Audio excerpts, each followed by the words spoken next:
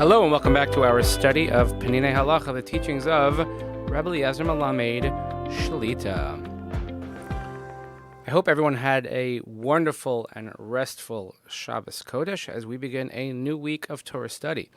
I am pleased to announce that our sponsor for the entire week of learning is Abby and Jeremy Halpern and family, wishing Mazel Tov to Jeremy's uncle Jack Halpern and Moran Halpern on the birth of their brand new baby girl. Mazel Tov to grandmother Gladys Halpern. So again, our learning sponsored in their honor, celebrating the Simcha. This topic is going to be one that probably is most controversial, I would say, in terms of how people practice during the Omer, because when we talk about morning practices during the Omer, usually we associate it with music, live music, and the question then comes up, what about recorded music or playing music not live, but through, they would say things from the radio, if people listen to the radio still, but any sort of electronic reproduction. So in the Sfarim, they would still use words like tape and record, which of course are sort of obsolete terms today, but let's jump right in. L'das Rabim, ein hevdel ben shmias nagonim chayim l'shmias nagina derech radio or machshir elektroni acher. According to many, there is no difference between whether you hear live music or whether you hear music reproduced on the radio or any other electronic means. Ukeshem she'asu l'shmo nigunim shel klei zemer b'mei Saphira Omer ad Lag BaOmer b'shloshes hashavuos, kach asu l'shomam al yedei machshirim elektroniyim. And according to these opinions, that the way and in similar fashion as it is prohibited to listen to live music played via instruments in your presence during Saphira and also during the 3 weeks, the same prohibition, the same custom not to listen applies also from the radio or any electronic devices. So just simply put, this camp would say you cannot listen to music during the Omer period. Aval lishmo shirim derech machshirim elektroniyim below livui tazmurati mutter. And he quotes a tshuva from Rav Moshe Feinstein and from the Chavadas, Rav Ovadia Yosef Zatzal. And the question always comes up, what about Acapella music? So Rav Moshe's tshuva, and he quotes again, it's Igros Moshe Yerodea Beis, Kuf Lamed Zayin, that one would be allowed to listen to music without music, what we call Acapella, without instruments. V'yesh osrim afilu shmiya shirim below livui tazmirati derech machshirim elektroniyim, and then he quotes other tshuvas, including the Tzitz Eliezer of Waldenberg and the Shevet Halevi of Wozner, that say that even if it is a cappella music without instruments, but if you're playing it through a radio, through some electronic device, that electronic device is and of itself considered a musical instrument. A very, very interesting approach to this, certainly one that is very strict.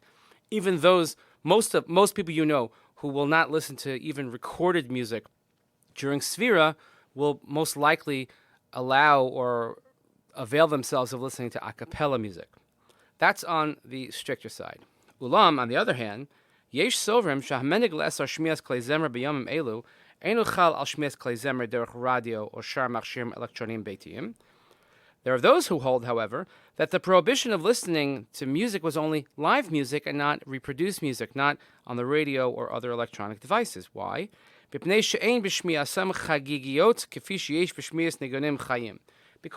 there is a difference of listening to recorded music versus listening to live music. It doesn't have the same sort of festive, enjoyable state of mind when listening on the radio as opposed to listening to, let's say, a live concert. And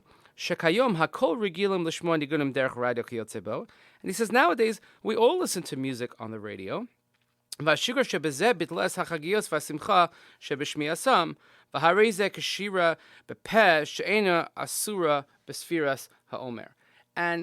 says when we listen to the radio all the time, and it's so routine, and there's no added festive nature, sort of, without the live music being there present for you, and it's as if it's kashira bepeh. He says this is also similar to Acappella music. So he equates the listening on the radio to Acappella music, which, of course, he says, as we mentioned earlier, would not be prohibited according to many shitas. He says there's also one can differentiate between festive songs or just what we would call regular songs. Shirak nigunim shel simcha yesh makom le'asar b'yamim elu gam mimachshirim beitiyim. Because it would only be specifically simcha type of songs. That's what we would prohibit even using our home devices. Aval nigunim regilim v'kal machomer nigunim atzuvim ein le'asar b'mei havelo sheb'Saphira Ha'Omer. But regular songs that aren't necessarily festive in nature, they're just sort of background music or something like that, or certainly sad songs, those would not be in contradistinction to the morning practice of Omer and would be allowed.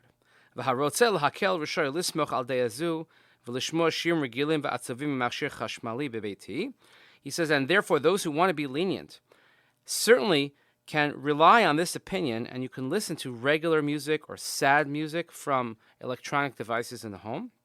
However, we shouldn't overdo it. You shouldn't listen to it so loud. Because when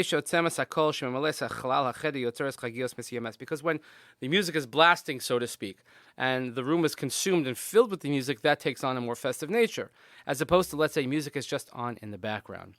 And finally, before I get to some of the notes here, and he addresses a very practical question, and he says it would certainly seem, according to all opinions, and this is a very important psak right here, hanoheg berechev v'choshesh shema yoradam rasher lishma muzika kedei lishmor al eiranuso.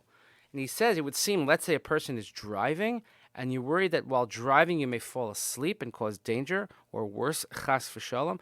According to all opinions, certainly would be allowed to listen to music so that you would be able to stay awake.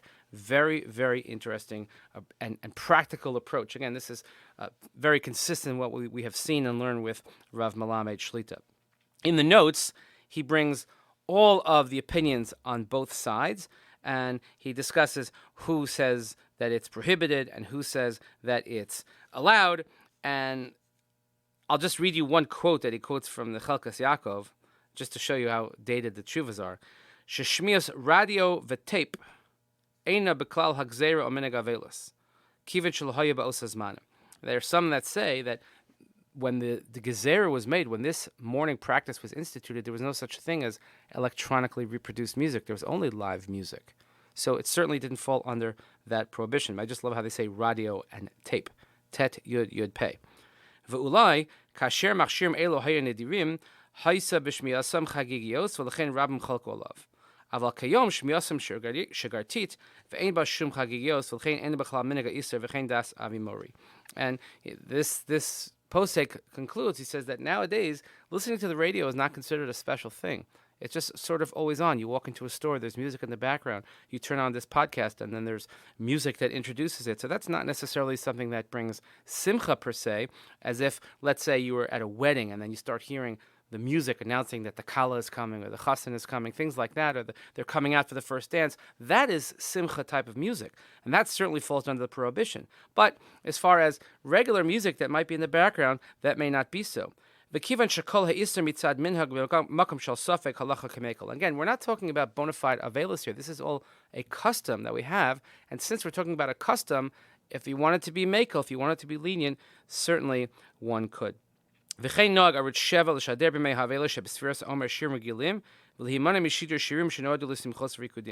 says, therefore, and he quotes that, again, in the Dati Leumi community, they would listen to Arutz Sheva, that station in Israel, and he says that they have what they would call Saphira Programming. So, for instance, over here, when we have JM and the AM, and our good friend Nachum Siegel, he always follows what's called the Saphira format. So they may play Acapella music, or certainly not playing very high-tempo, upbeat music that's going to make you jump around and want to dance, but just sort of regular music to kind of keep you going. And then he says a very important point at the end, Ulechol hadeos asu lishmoa concert. According to everyone, you cannot go to a concert. Af im medubar menigan ragil o atzuv, mishum she'etzem hisasfus leconcert yesh b'chagios mimei simcha.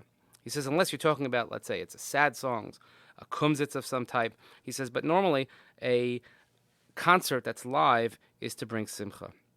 V'chein nir lani astaiti sheshmiya b'kol ram gam menigine benonis nasis k'tzas chagigis al yedei atzmas akol v'chol adeis mutar lanaheg l'shma muzika kadei shelo hiradam benesiya. And again, he reiterates that anything that will cause an overdue amount of simcha we should refrain from. But if it's something that will keep you, let's say, from falling asleep while driving or traveling, that's not a simcha matter, but rather, practically speaking, it's a safety matter, and one would be listening to it so that one wouldn't fall asleep. Again, a lot to uncover here. We're just sort of scratching the surface, and everybody should follow his or her custom that one has, and we should certainly be respectful of those that maybe have different customs than the ones that we have. I could just tell you that this is far different than, I would say, than halachas of Avelos, when a person is in, let's say, 30 days or a year of mourning.